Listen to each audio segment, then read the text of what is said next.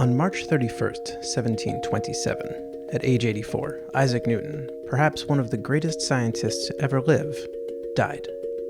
He was a prolific scientist, mathematician, physicist, and philosopher who transformed the way we look at the world. But after he died, in his stacks of papers and boxes of possessions, he left something that changed the way the world looked at him. Most of the papers and books found inside the great scientist's library were not, in fact, about science. They were about theology. How could the great Isaac Newton, who was seen as the paragon of rationality and enlightenment, be so enamored with theological ideas? For most of history, in the mind of the public, religion and science were seen as adversaries. Religion attributed everything to God. Science looked to discover the actual mechanics of the universe. In fact, for many centuries, scientists who presented more detailed theories about the workings of the universe were deemed heretics. Perhaps the height of the battle between the church and religion was the Galileo affair of 1633. At the time, the widely held religious belief was that the Earth was the center of the universe. Galileo Galilei, in a stunning commitment to scientific ideals and at great personal risk, advocated for the Copernican system that placed the sun at the center of our universe. He was imprisoned by the church for vehement suspicion of heresy.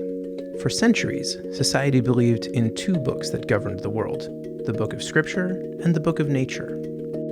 But when challenged with seemingly irreconcilable contradictions, people assumed they must reject the Book of Nature in deference to Scripture. Galileo challenged that assumption. In a famous letter he penned to the Grand Duchess Christina, Galileo wrote, "Philosophy is written in this grand book, the universe, which stands continually open to our gaze. But the book cannot be understood unless one first learns to comprehend the language and read the letters in which it is composed. It is written in the language of mathematics, and its characters are triangles, circles, and other geometric figures without which it is humanly impossible to understand a single word of it. Without these, one wanders about in a dark labyrinth." For Galileo, the universe spoke the language of mathematics, and seemingly the intellectual heirs of scientific progress believed the same. Almost a year to the day after Galileo died, Isaac Newton was born, and the golden era of scientific discovery continued. To all appearances, the debate had been settled. There was no longer a need for the Book of Scripture.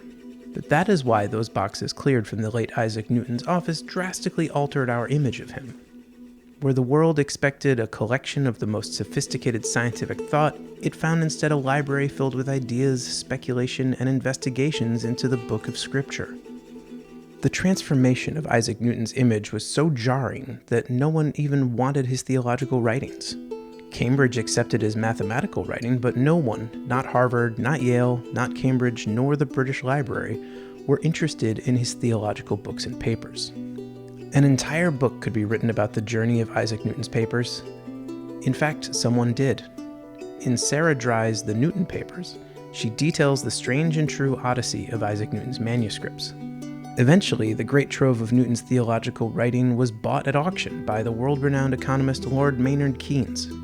After sifting through the ideas contained in those boxes and in those books, Keynes wrote, "In the 18th century and since, Newton came to be thought of as the first and greatest of the modern age of scientists, a rationalist, one who taught us to think on the lines of cold and untinctured reason. I do not see him in this light. I do not think that anyone who has pored over the contents of that box which he packed up when he finally left Cambridge in 1696 can see him like that. Newton was not the first of the age of reason. He was the last of the magicians, the last of the Babylonians and Sumerians, the last great mind which looked out on the visible and intellectual world with the same eyes as those who began to build our intellectual inheritance rather less than 10,000 years ago. Why do I call him a magician? Because he looked on the whole universe and all that is in it as a riddle, as a secret which could be read by applying pure thought to certain evidence, certain mystic clues which God had laid about the world to allow a sort of philosopher's treasure hunt to the esoteric brotherhood."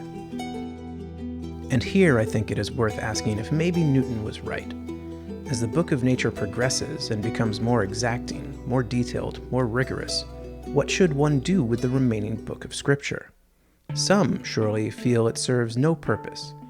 But perhaps, as Newton discovered, the book of nature expands the importance of the book of Scripture, and religious ideas and theology only become more important. As Lord Jonathan Sacks eloquently explains, science speaks of causes but not purposes. It understands events caused by things in the past, but not acts and decisions motivated by a vision of the future. Science is about explanation. Religion is about interpretation. Science analyzes. Religion integrates. Science breaks things down to their component parts.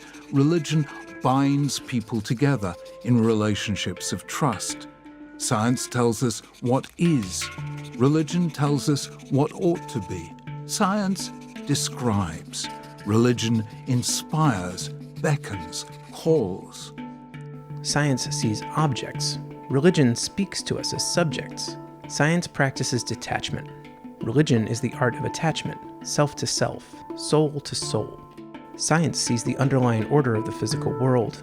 Religion hears the music beneath the noise. Science is the conquest of ignorance. Religion is the redemption of solitude. Newton was right. The whole world is a riddle. Science may help solve some of the puzzle, but for the wonder and meaning contained in the inner worlds of our lives, we may need to open up a different book.